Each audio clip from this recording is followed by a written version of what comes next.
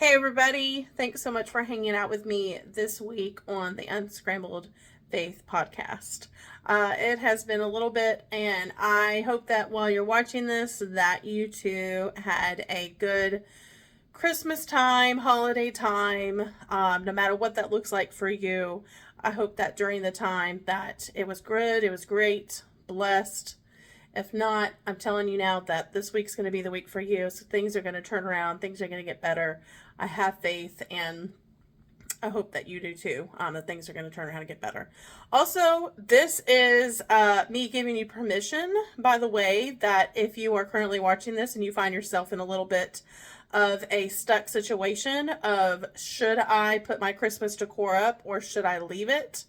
This is me giving you permission that you can do whatever you want. You can do whatever you want. And I say that because there have been years when I have immediately put up my holiday decor, and there have been times like this season, for example, that I don't want to put it up. I love the way that it looks. I'm not going to put it up. I'm not going to force myself into feeling rushed and stressed. And also, let's be honest. I mean, I can easily say that because I really don't have a lot of people come over to my house at any time soon.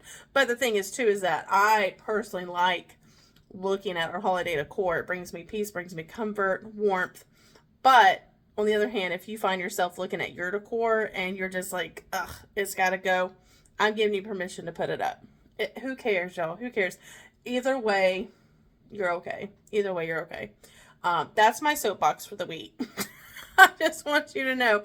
Also, just out of curiosity's sake, if you feel inclined to, be sure to comment below on this video and let me know. Let me know, yay or nay. Are you keeping your holiday decor up? Are you taking it down? Did you not even put it up at all? What does that look like for you? I'm a little curious. Like I said, every year, every season, it changes for me. In fact, talk about changes. I'm currently, no lie, looking around in my office space right now. And even though there are some things where I could still make improvements on, y'all, night and day. Night and day from last year, night and day from 2 years ago, as far as not only how my office looks, but I'm gonna keep it real with y'all. As how I feel is different over the last 3 years now compared to 2 years ago, compared to last year. You can't really see it right now, but the cover photo of this video will definitely be bragging on the fact that I not only managed to put my Christmas tree up in my office this year, which I was so excited about, but also the fact that I took the time to decorate it. I decorated it the way that I wanted to, and I put the lights on properly this year. If you don't know me like that, 2 years ago, we had, long story short, short story long, this tree originally was in our living room. We had a cat, Bella, and I say had because sadly she passed away last year, but Bella was my heart and soul. If you guys have been hanging out with me for a while now, or if you know me personally, you'll know that Bella is definitely, all of my fur babies are kids, my kiddos, my fur kids, but Bella was my first and my oldest, and she loved to eat the Christmas tree, like the bristles. I've never ever had a real tree. I've always had fake faux trees. And not only just fake trees, but hand-me-down trees, y'all. I have yet to ever pay full price for a Christmas tree. That I will say that is my goal going into 2025. Not really like my New Year goal. That would actually be pretty funny.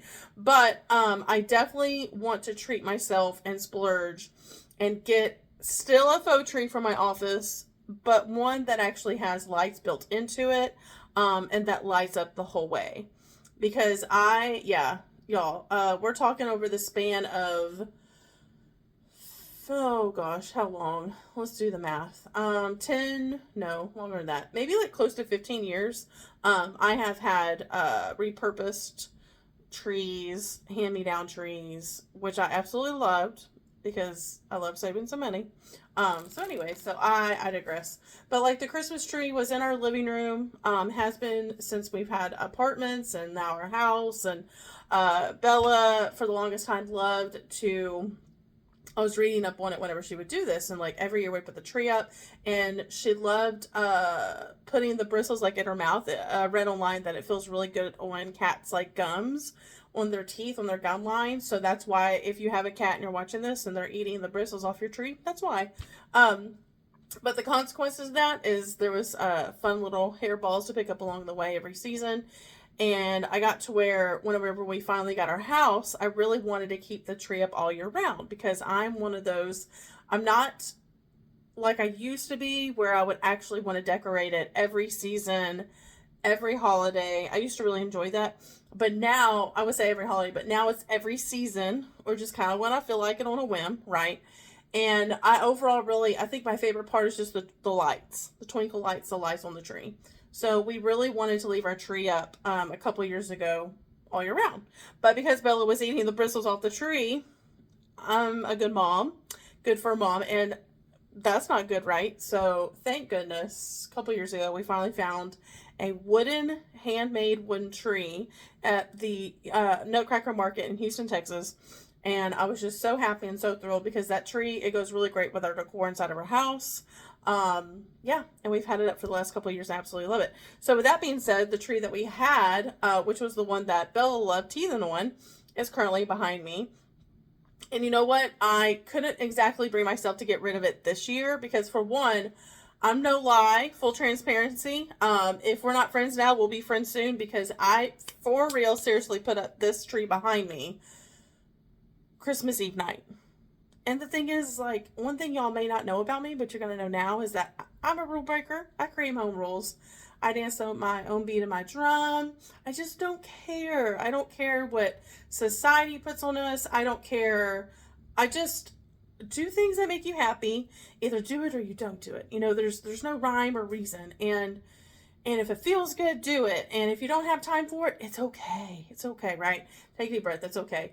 So when I knew that I wanted to put my tree up, but even though I really wasn't busy in December business-wise, I wanted to spend more time making memories, having fun with my husband, creating memories with him, creating memories with my sister, Chancia, creating memories with my friends, and just having fun. And I had a little fun bucket list, but that's another story for another day. And I just had a really incredible December. I had a lot of fun. But because of that, I got so wrapped in having fun, and I wasn't like busy in a bad way, but I just was like, I didn't really feel the need to put a tree up in my office, but I did the week of Christmas. I thought about it and I was like, okay, I was talking to myself, right? I was like, Megan, if you're wanting to put the holiday tree up, your office needs to be not like tidy, like super clean, but manageable to be able to at least put the tree up and to feel good about it. Because y'all, 2 years ago, no lie, I did put the tree up. I dragged the tree in my office. If y'all didn't know this, I am an independent Scentsy consultant. I have my own small business. I work it full time. And during the Christmas holiday season, for me, that pretty much starts like September, October-ish until like mid-December.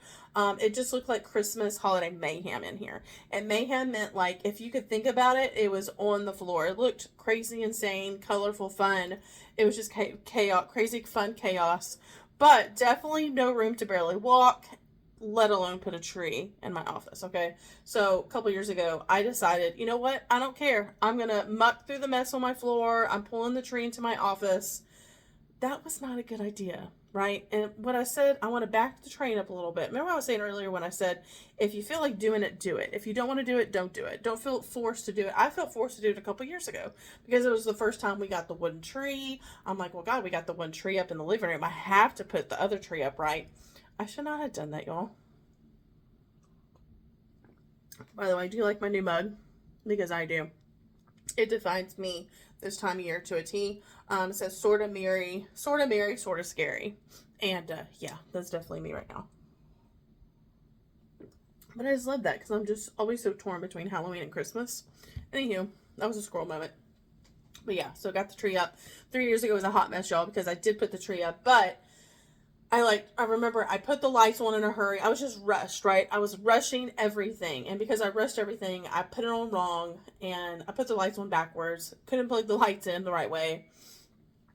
And then ADHD wise, I was already burnt out by that time. So I definitely was not going to undo the lights. So the lights just stayed on there, but were not able to be plugged in.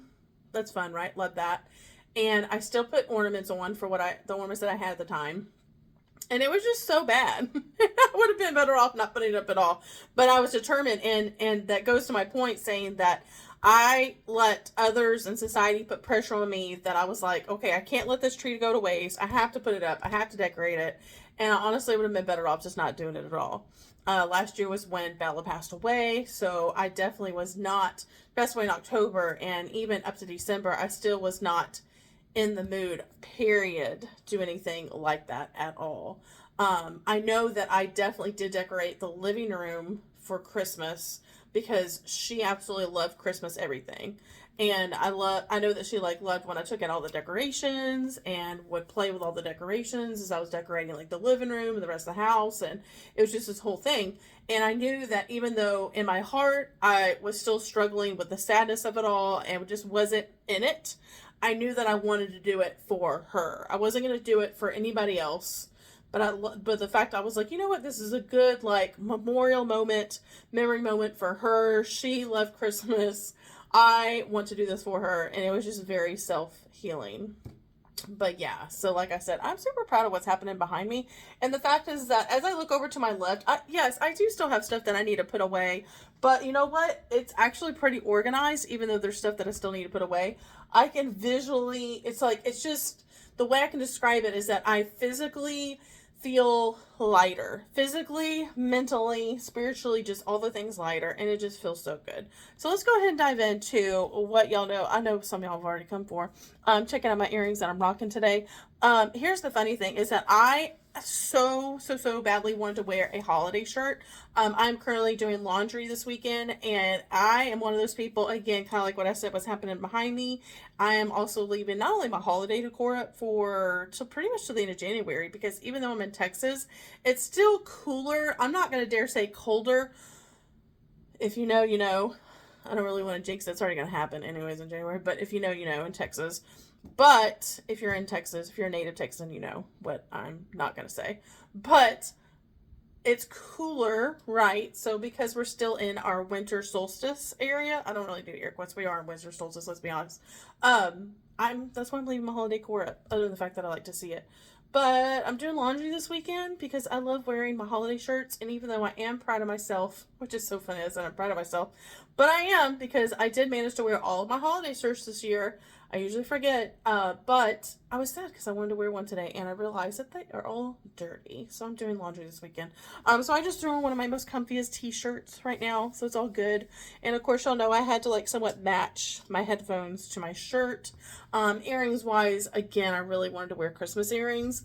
And even though I'm not like a matchy person, I just want to feel in the vibe of wearing Christmas earrings with this yellow shirt. So these are festive, right? This is about as festive as we're going to get today. Because the red and green just was a little out there even for me. So, yeah. So I hope you are having an incredible week so far, incredible day. If you are catching this at a later time, today, as I'm recording this, is December 29th. I had to think about that for a second. But it's December 29th, which means that this is the last week of December. And aside from the fact that I'm giving you permission to either take down or leave your holiday decor, depending upon whatever the hell you want to do, I'm also letting you know that I'm taking the pressure off of you to like not have any kind of cliche New Year's resolutions. It's almost like a dirty word, I feel like, when I say that. And I say that because no one has to have a New Year's resolution. And in fact, a couple years ago, no lie, I actually completely gave up the concept of a New Year's resolution. I am for words of the year, and I say words because I feel like, again, it's just too much pressure to be like, choose your one word. You can have more than one word, by the way, but it's okay if you don't know what your New Year's resolution is going to be, or if you don't have any. It's okay, because again, I feel like that's something that like society puts pressure on us to have. It's very cliche. We see it in the movies. It's fun to think about, but let's be honest, at the end of the day, the majority of us are going to set resolutions. We're going to move into like January, February, and more likely by the end of January, we're not going to be completing any more of those New Year's resolutions. So my thing is I, in a way, kind of like let that per se unveil itself over the course of like January to March. One of the coolest things that my therapist has opened my eyes on last year, and something I never really would have thought about, and I absolutely freaking love this, is if you find yourself in that kind of like headspace where you're like, ugh, like that's a dirty word, New Year's resolution, don't want to think about it. Here's the thing. One thing that she taught me that I thought was so cool, and this may be helpful for you as well, is that the seasons teach us how to go about our everyday life and what we should be doing currently. What do I mean by that? So we are technically, if we're going off of like the calendar season per se, we are in winter, right? So what happens during the wintertime? Visually, close your eyes, and I want you to picture in general, maybe not where you live, but in general, what does winter mean? Winter means staying in, getting cozy, relaxing, reminiscing, healing. It means self-reflecting. It means, to me personally, when I think about winter, I think about those things. I think about how, like, I think of it like a bear, right? Like hibernation, like you're hibernating into the new year, and slow down, right? Because we think about the weather. So the weather itself, it slows down, it's still. Was that a trigger word for some of y'all? Where you're like, still? What is that? I can't keep still. Slow down, process things. It's a time of self-reflection, okay? And you have that time of self-reflection from now until right before the brink of spring. So for me, I would like to think about that as maybe like late February into maybe like March. But January for sure, hands down, is the time for renewal, growth, processing. So I feel like that in December, a lot of times there's just like this rush, rush, rush mentality. And we're also supposed to have it together come January 1st. Right? We're supposed to have it all together. But here's the thing. You do not have to have it all together. And that's another thing that I'm just giving a lot of permission out today. Okay? A lot of permission. So that's the other thing, is you do not have to have your ish together come January 1st. In fact, I'm giving you permission to slide right into January, and let's just say like end of January, beginning of February, at least January, plant the seed mentally where it's like, you know what? I'm processing. I've done the reflection, and I'm just kind of easing into the new year, because there's no sense in rushing. Because I feel like when we get that sense of rush, what happens? Anxiety. We start stressing out, right? We're just like, go, go, go. And I don't know about you, but I really don't want to start off my new year with that mentality. So with that being said, let's go ahead and dive into what you really came here for today. This week's topic, grounds for growth. Y'all, I thought today's church service that I listened to was actually pretty good. And so good, in fact, that I took a lot of notes. And I'm like, you know what? This is the perfect way to start off the podcast for the week. Exactly what was said today. And I just thought I'd come on here and just share a little bit with y'all. If you want to make a side note of scripture, I personally absolutely love diving into my Bible. And I'm one of those that loves to grab like my favorite highlighters, my favorite pens, and mark up my Bible in a way of making notes. I specifically love writing the date with the scripture. The reason being is that I love being able to then in like future me open up my Bible again, and then I'm able to self-reflect back on the dates in the past that are attached to the scriptures and I come across again, because it's a reminder and a reflected moment for me of like not only how far I've come, but maybe moments that I've been through. And I love jotting down like tiny little like notes, like a couple of words or a quote, something that was said to me in conjunction with the scripture. That's just me. So if you're one of those that likes to dive into your Bible and you want to make note, definitely check out Matthew chapter 13, verses 1 through 23. So basically just the full chapter of Matthew 13. So let's go. We tend to surround ourselves with those who will prevent or stunt our growth. And if I didn't already say it, this week's topic is grounds for growth. So we're going to talk about, again, like we're coming around about towards the end of the year, we're self-reflecting, where, we are taking a moment out to decide what is it that we are letting go of from 2024, and what do we want to take with us into 2025. So we tend to surround ourselves, and I say we because that's including myself, okay? I'm not gonna lie. I'm including myself in this. That I tend to surround myself with those that prevent or stunt my growth, right? And the space that we place ourselves in can also hinge that environment. So it could be that perhaps you have one person or more than one person in your life currently that you may be able to think of right now that is perhaps preventing you from moving on to your full potential, or that's holding you back per se. There are going to be some environments that we are either putting ourselves in or we're currently in without choice per se, again, that we can't control, such as our relationships that we have with our neighbors, our relationships that we have with our coworkers, relationships with your family members. Sometimes those are situations, those are relationships that to an extent we really don't have that much control in. However, those specific people can be preventing us from our growth. But today I want to talk about the relationships that we can control, because let's be honest, those are the ones, neighbors, co-workers, family members, to an extent, again, I guess that's going to be today's favorite word. We can't, to an extent, control those. But the relationships that we can control, we're going to dive into that here in a little bit. One question that I want you to reflect on right now, jot it down, write it down. You don't have to answer it right now. But I definitely want you to go into the next couple of days into the week reflecting and thinking about is, are you surrounding yourself with those who lift up and inspire you? You might say to me, what if those that inspire me are not at their best? What? Right? What if those that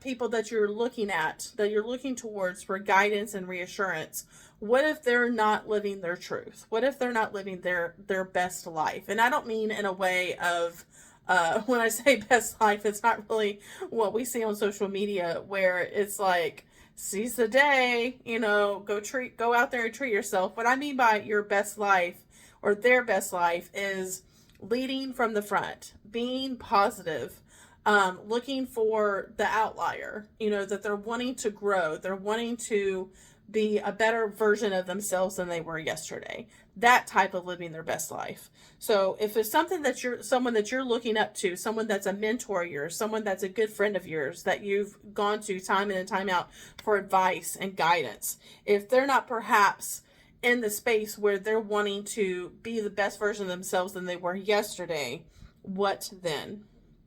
What then, right? Because those are people sometimes that we may feel like, well, that's my best friend. That's my best friend. I can't not have my best friend. Like, how could I say no to them? Not having them in my life, like, doesn't seem like it's possible. So I would say it's then your turn to pour into them. If you have somebody in your life that you feel like on most days more than none, that they are leading by example, that they are a positive light in your life, but it's not consistent, it's not every day, and you're recognizing that perhaps something's a little bit different about them, that maybe perhaps you're not hearing from them as often, that whenever you reach out to them that they're either short with you or they left your message unread, or it could be that you've made plans with them and they keep canceling on you, or they keep giving excuse after excuse as to why they can't meet up, or they can't make plans with you, or it could be perhaps that you are having conversations with them, but they're just not hearing you out. My thing is that it's so important with those that we want to keep in our lives, our close-knit community, our friends, right? I feel like it's important to have kind of like this push and pull relationship with them, where if perhaps you answered yes to everything that I just said, that you do have that person in your life that you're like, yes, I can name the person that I haven't heard from in a while, but I still want to keep them in my circle. Or that one person that comes to mind and you're like, you know what, it does seem like they're a little bit off this season of their life. You may not necessarily be able to pinpoint exactly what they're going through, but you can certainly tell that something's off, that's not quite right. Well, I'm here to tell you that it's your turn to pour into them. And that's something that I've come to realize, kind of come a full circle moment for me in the last year or two, is that friendships and people that I want to keep in my close-knit circle, I know that it's a push-pull relationship. So in other words, what I mean by that is that if you do find yourself in a sense of, I don't want to necessarily get them out of my life, but they're just not serving me, it's time for you to serve them. It's time for you to turn around and pour into them. And because it could be that perhaps you can think about, like, in the last season, maybe in the last week, in the last month, whatever it may be for you, that you can think of a time when they poured into you, when they gave you advice, when they were a sound mind for you, for when they gave you their back, the shirt off their back, right? I'm here to tell you, it's time for you, my friend, to step up to the plate and be there for them. Even in the moments when it may feel like that they absolutely don't want to connect with you. That, again, they could leave your messages unread. Keep showing up. Keep showing up for them. And those are the people that you, if you truly want them to stay in your life, and you feel like in your heart, and you've prayed about it, and you've reflected on it, and you know that this is a person that, man, they were there for me through the thick of it, it is your turn to be there for them. And keep showing up, even if it does feel like that they're not hearing you out, even if it feels like that they're completely disassociating, disconnecting from the world, from you. Keep showing up in whatever way that looks like, because trust me, they may not be able to fully hear you, but they understand, and they are going to be very grateful when they come through it that you did not give up on them. Again, it's important for us to speak light and reassure them that things are going to get better. Timeline is going to be different for everybody, but reassurance is so important. It's the real ones that will play a part in the balance of your life.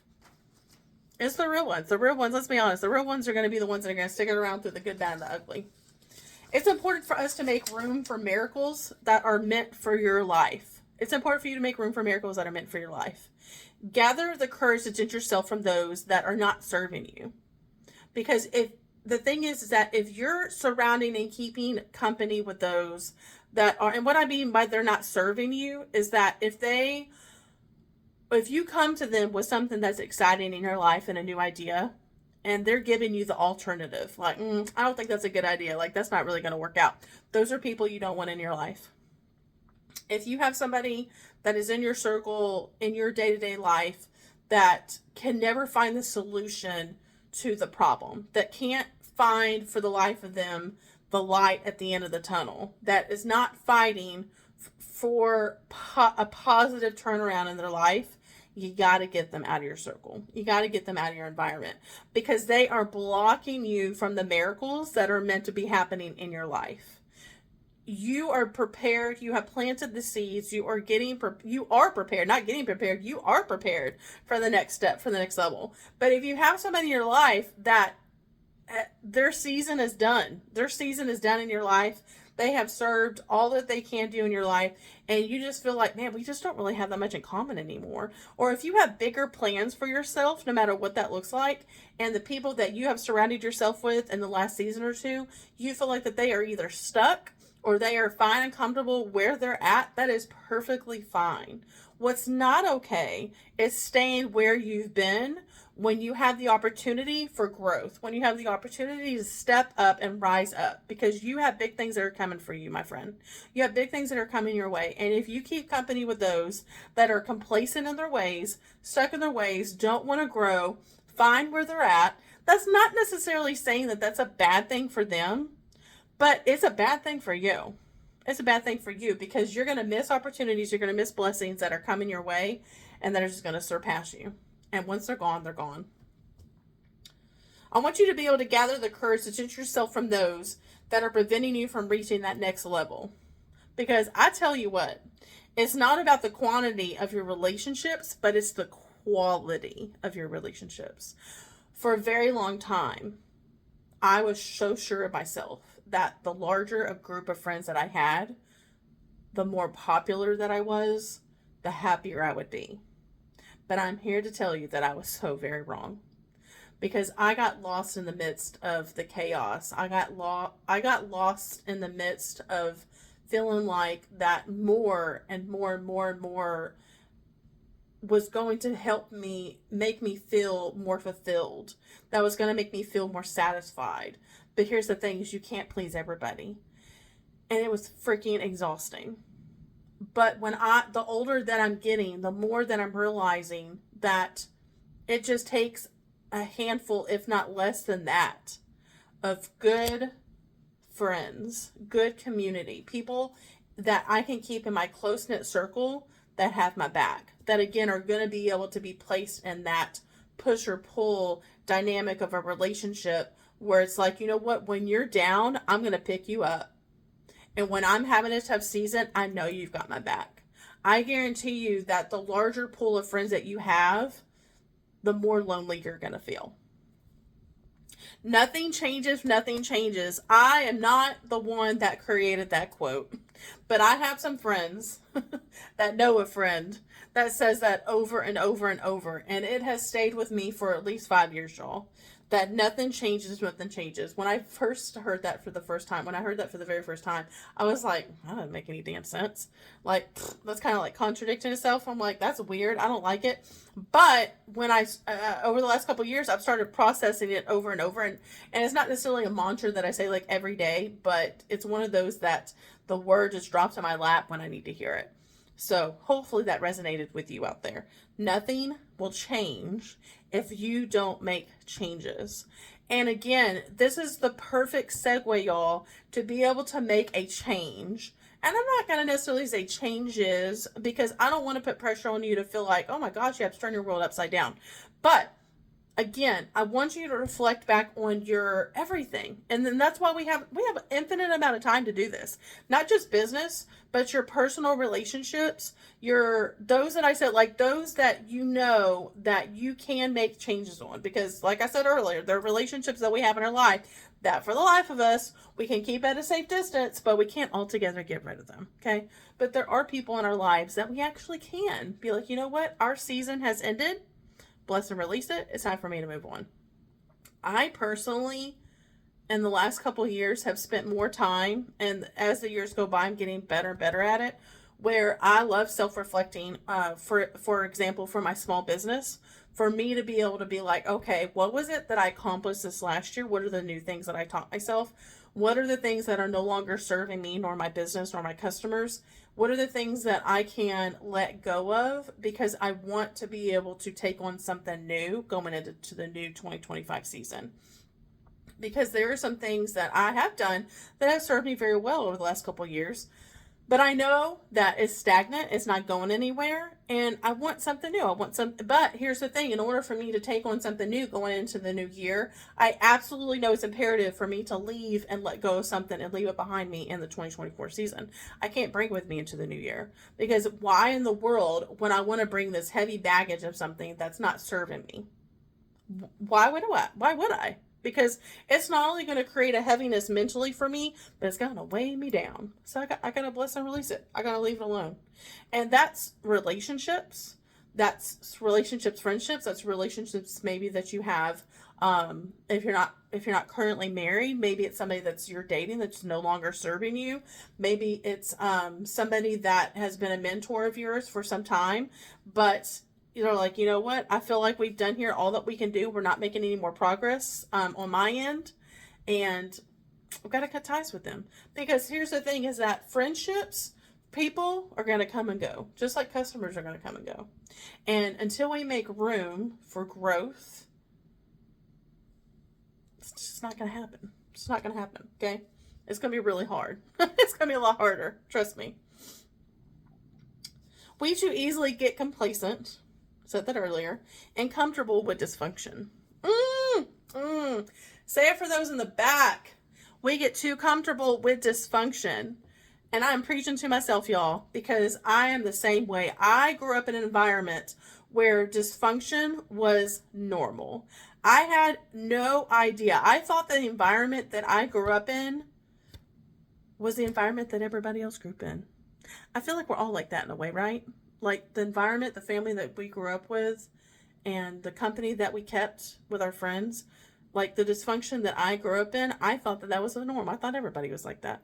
And then over the years, I've kind of peeled back layers like an onion, talked about that before, where now it's kind of like, no, that wasn't really quite normal. And if not just really normal, because I don't really like that word. I don't really like that word at all. But I realized that it could be better. that could have been better. And I'm making those changes, right? And I'm setting boundaries and doing reflective moments over the last couple of years of what is it that I want, what kind of change do I want to see within myself? What are the things that have happened to me or that I grew up with in the past that are no longer serving me, that are just not good for me to continuously take on in my life? Because it's not me. It's what I was around, but it's not me. It's not a part of me. I don't want it to be a part of me. But I feel like, again, when you get too comfortable with dysfunction, I feel like that when we have relationships, when we have people in our lives that are constantly complaining, they're always negative, they're always coming, they're either coming home and they're like, I hate my job, I hate my life, oh, I can't believe I have to show up for work tomorrow again. Or we have friends that we're having conversations with on the phone, or family members even, but friends that are talking about their situations that they're in, but there's not a resolve to it. Like, they're just calling you just to vent. And y'all, I'm the first one to say that right out the gate, that there's nothing wrong with venting. Okay. I do that. I have friends that they know that I do that, and in return, they have their moment with me. They vent to me. But here's the thing. If you're going to vent, what is the solution? What is the positive spin on this? I listened to this podcast the other day, and I shared this with my friend the other day, and I was like, you know what I heard on the podcast, I 100% am taking with me, not only into the new year, but I have it everywhere, y'all. I printed it out. I have it facing me right here in the front in my office, on my wall, in my office space. I'm going to place it on my phone, every single place. Hell, I think I'm going to put it somewhere in my bathroom. I mean, in my car. I want it everywhere because I just don't want to forget about it. And the one thing that I heard on this podcast was so huge for me, and I thought I definitely want to share it with y'all. Okay, so I am one thing that I for sure, right before I go into this, want to say that I am one for the longest time. Even though I fight it and I fight it and I fight it, I have had those in my life that either they love to gossip, or they're constantly wanting in on the know. Like, I guess it's the same thing. Like, they're always little nosy Nellies, right? That they always gotta know, always up in somebody's business. They always are like the little researchers on social media, like what's personally happened in somebody's life. And I have people now, and I've had people in the past that are like that. And I have an addictive type personality. So I am one to say that I am on the struggle bus when somebody comes to me and they want to gossip, because I give in and I'm like, look, let's do it. This feels good. Let's have fun. Let's have a good laugh. And sadly, afterwards, I don't feel good. I don't feel good. I don't feel good about myself. I don't feel good about the fact that I stooped as low as that other person was that we were talking about. And yeah, and it's just bad. That's a huge, full transparency for me, y'all. That's a huge struggle that I've had for a very long time, pretty much since I was younger. And it's just so sad, because I have moments where I get caught up in the moment, and then afterwards, usually immediately, I not only feel bad about it, but it doesn't make me feel good. I don't feel good walking away from that situation. So in this podcast, the specific person that I love listening to, they said something along the lines of, instead of going to somebody and either like ranting, venting, gossiping about the situation or something that happened to you with a certain person, instead address how it made me feel. Instead address how it makes you feel. So in other words, if I'm on the phone with such and so, and the person I'm on the phone with, I have a very negative experience with, and I get off the phone and I'm like, ooh, I can't wait to talk to so-and-so, and I'm going to let them know what happened. What is that going to do? Not a dang thing. What it is going to do, nothing good's going to come from that, but what it is going to do is it's going to make that other person that I'm friends with, right? I'm friends with. And what kind of friend am I to go to this person and not only speak ill of somebody, but I'm complaining to them. I'm talking about sharing this negative situation that happened to me. What good is that going to do? I will tell you this. It's going to make me feel better because I'm unloading on that person, right? But it's going to make them feel just as bad, because they could have been having the best day. But then when they picked up the phone, and instead of just asking them politely, like, hey, how's it going? How's your day going? I immediately segue into that negative conversation. What happens is that it leaves that person feeling a certain way. not a positive thing, right? I'm not pouring into them. I'm just venting to them. There's no solution. It's just silly to me because, like, even though in the moment we get caught up and we all do it, we're all guilty of that. But I feel like that is like, why? What's the purpose of that? So even though I know it has, for me personally, like ADHD wise, like there are things that happen in conversation and I'm just like, ooh, I cannot wait to talk to my therapist about this. I can't wait to talk to my friend about it. I'm like, I gotta let them know. It's too good not to let them know. My thing is going forward into the new year, I don't want to do that. Is it going to happen overnight? Absolutely not. But what my goal is to flip the switch and share with either my therapist or share with my friends how that made me feel. So instead of me calling a friend and just saying, oh, you'll never believe who I just got off the phone with and the conversation that we had. Instead, I'm going to call my good friend and I'm going to say, hey, I just got off the phone with so-and-so and, I didn't really like the way it made me feel. And then segue into explaining how it made me feel. And I don't know about y'all, but I'm a deep reflector. And in the moments of having a conversation and they make me feel a certain way, even though I know how I feel, a lot of times I have a hard time and I struggle with describing how I feel. So I think that perhaps if that is the case, I won't give myself a lot of time to deep reflect on it or self-reflect, but just a small amount of time to be able to be like, how did it make me feel? And you know what? I'm one of those that it could take me a couple hours to a day, but I feel like that if I just pause and I take a deep breath and take the time and seeing if I could possibly process how it made me feel, then I'm going to do so. Otherwise, for example, the other day with a good friend of mine, her and I, we did actually have a conversation. And even though at that time I really couldn't put into direct words how this other thing happened to me and how it made me feel, I was able to talk it out with her in a more positive light instead of just dumping on her. There's another soapbox for y'all. I feel like that whenever we get comfortable with dysfunction, what's going to happen in the midst of getting comfortable with dysfunction is that a breakthrough is coming into our life, a breakthrough is coming our way, and it's happening in our heart. Kind of like what I talked about earlier was that I was giving into the dysfunction of gossiping with my so-called friend, right? And right after I had that moment with them, it made me feel a certain way in my heart. The way it made me feel was that there was a breakthrough happening, and in a way of telling me, like, this is not the way I should be behaving. This is not the way I should be going about my life, because there are so many other things that could be taking place that I could be using with my time, right? Because time is valuable. And unless I adjust my environment, unless you adjust your environment, that blessing again, that moment that could be our breakthrough is going to pass us right up. It's important for us to get up and move. We are not meant to stay stagnant, y'all. And like I said earlier, we're going to have individuals in our environment, in our lives, that are comfortable with staying stagnant. But the thing is that I feel like that there's a time and place and seasons of our life where, again, if we're talking about what I said earlier with like December segueing into January, is that this is a time for us to stay still enough to be able to self-reflect, but not stay there for long. We're not meant to stay stagnant. We're not meant to stay there for long. Self-reflect, stay still in the moment. And then when you feel that stirring and that uncomfortableness, it's kind of like, the easiest way that I can put this is like, think about like when you're sitting down. This is actually what happened to me last night. I have a very comfortable recliner. I was watching TV. I was living my best life in the recliner, relaxing, watching TV, right? But I was watching a movie that was way over an hour long. And by the time the movie was finished and it was wrapped up, I was so uncomfortable in the chair.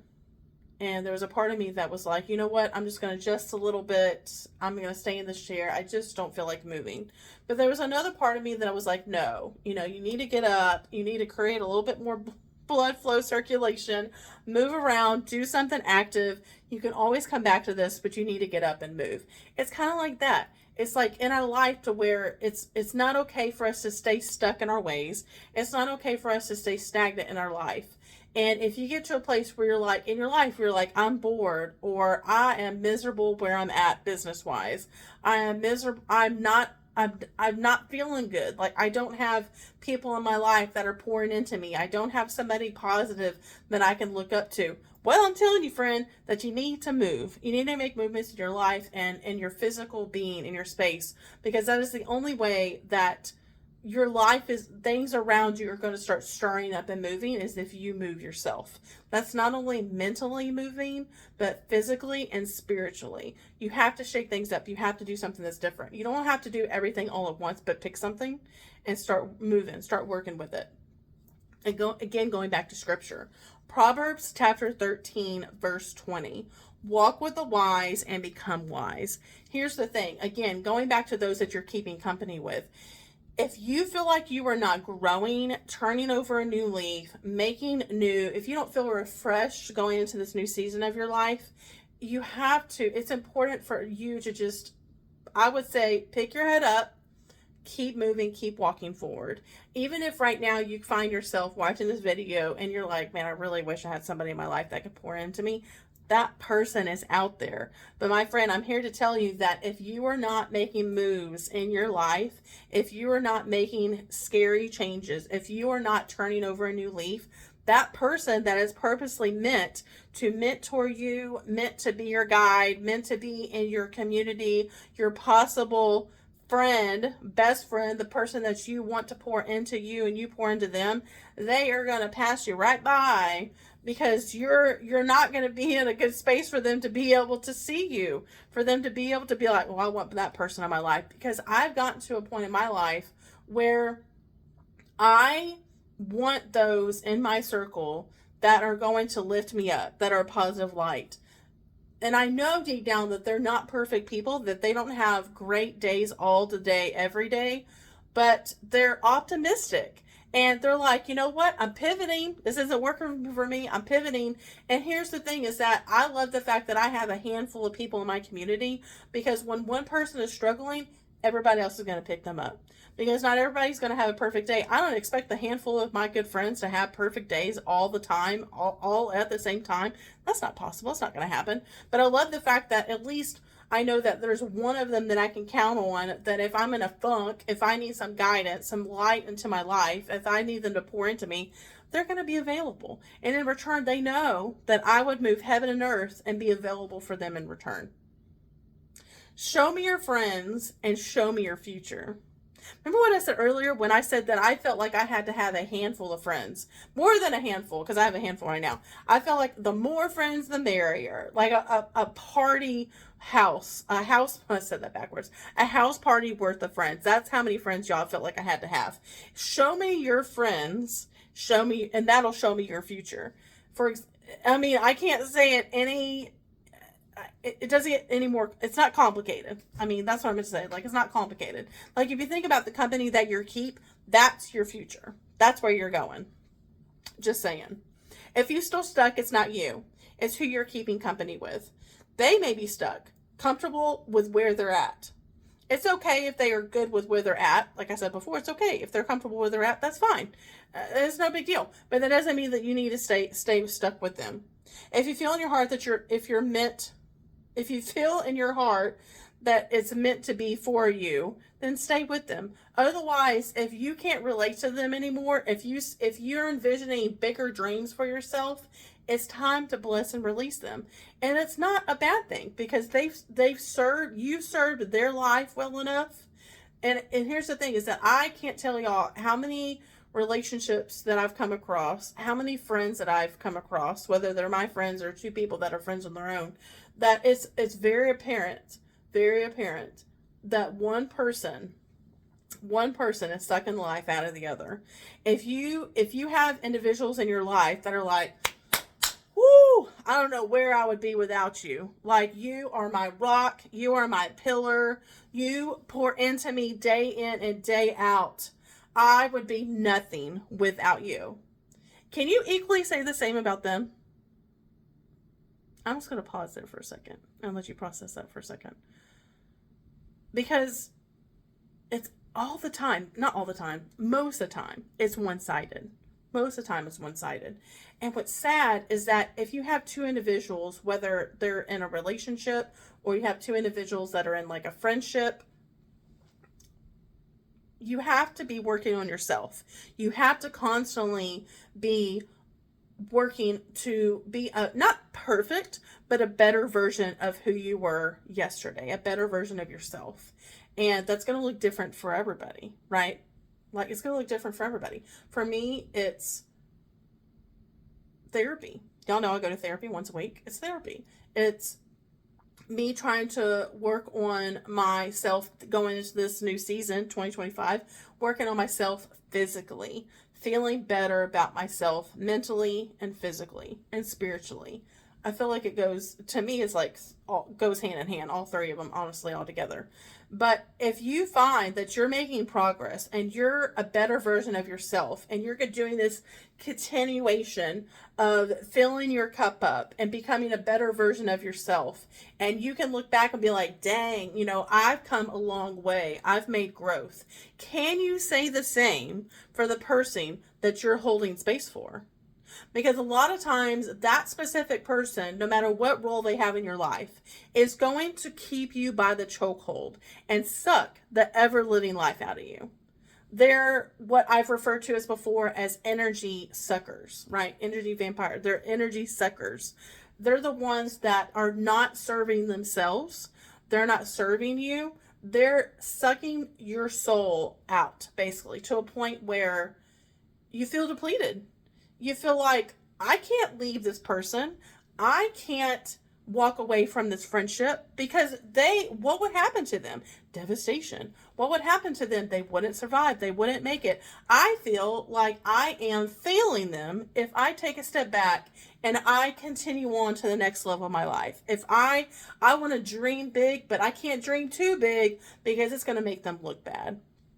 Or I'm going to outshine them. Or they're not comfortable with me being in the spotlight.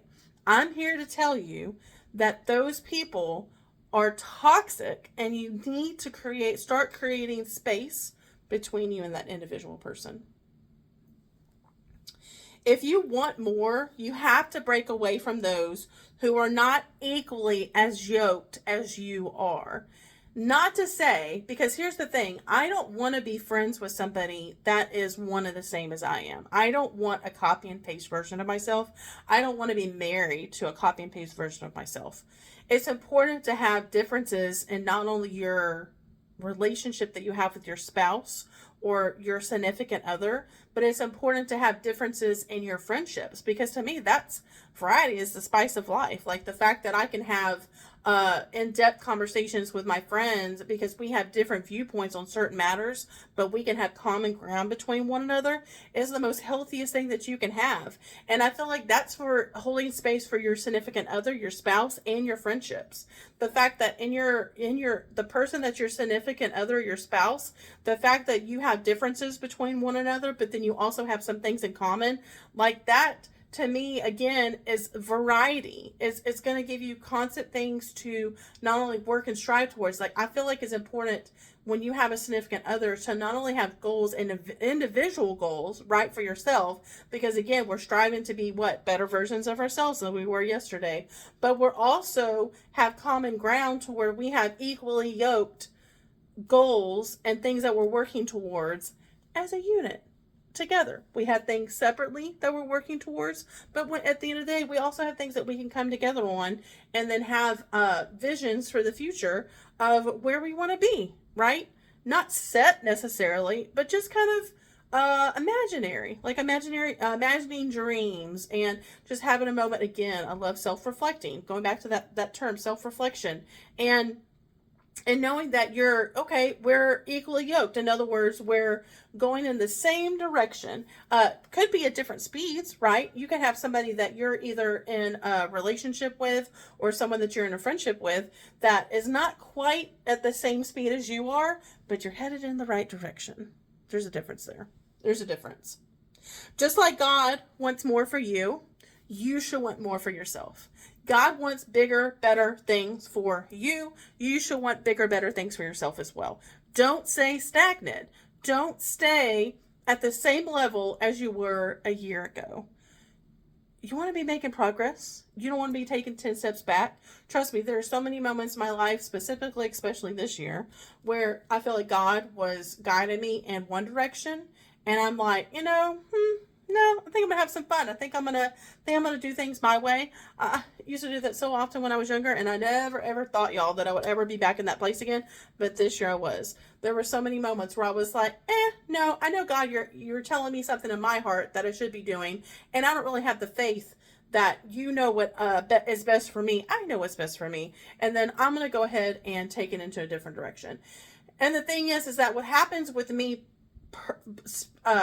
what I want to say purposely, like what happens with me personally, is that I feel like that there's this tug in my heart that God's pulling me one direction, and then mentally I'm like, nope, I know what I'm doing, and I take things in a different direction, and I just kind of feel like yuck. I feel, that's the only way I could describe it, is that I feel icky. I feel yuck, whether it's later that day, the next day, just in general, that time in my life, I just don't feel good, and it's not making me feel like I could take a deep breath, like I'm making progress, like especially when I'm taking matters into my own hands and making decisions on my own. But just like God wants more for you, I want you to want more for yourself as well. God has a special plan, y'all. He has a blueprint from the time that you were a sparkle in your parents' eye, in your mother's eye, before you even actually physically existed here on this planet, on Earth. God had a blueprint for your life, specifically for you. However, here's the thing. You have to be willing to play your part. Because I tell you what, as many times as I wish that God was just going to hand me my blueprint on a silver platter without me having to work for it, no, that's definitely not the case. I have to want it for myself. I want you to be able to position yourself to win with wisdom. There might be something we want to change about ourselves. It might be something you want to change about yourself. But until we change those, again, the company that we keep, nothing is going to change. For example, going back to like the gossiping about other people. I mean, I know in my heart that it did me no good, but the thing is that it felt good in the moment. It felt good. So I know that what I need to do is bring those closer to me who will not allow me to continue down that path. Right? It's those individuals in my life that I was like, look, this is how I came up short, but here's my solution. This is how I want to change. I want you to reflect on moments in your life where things were being planted, things that are being planted in your life.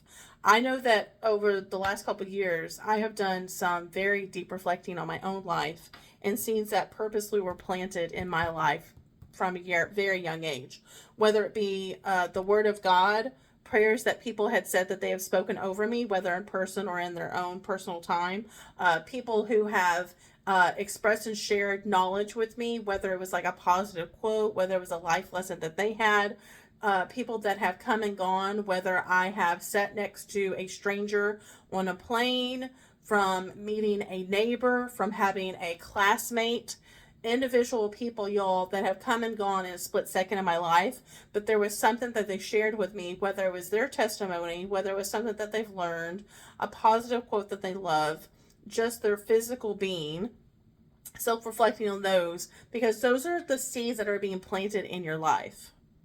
I don't know if you knew this or not, but if you reflect back from now until younger years, as far back as your brain will allow you to go, I guarantee you that there are moments that people have crossed your path that may perhaps no longer here with us in the physical being, or perhaps they've crossed paths with you for a split second and you never saw them again, that have planted seeds in your life.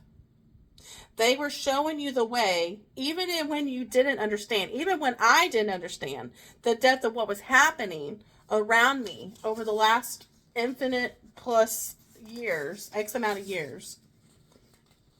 I want you to take a moment to imagine what it would be like if you stepped out in faith and you just got up. You got up from where you're sitting right now. You stepped out in faith and you just kept walking forward, and you stopped staying stagnant where you're at. I want you to keep moving, and I want you to keep looking ahead.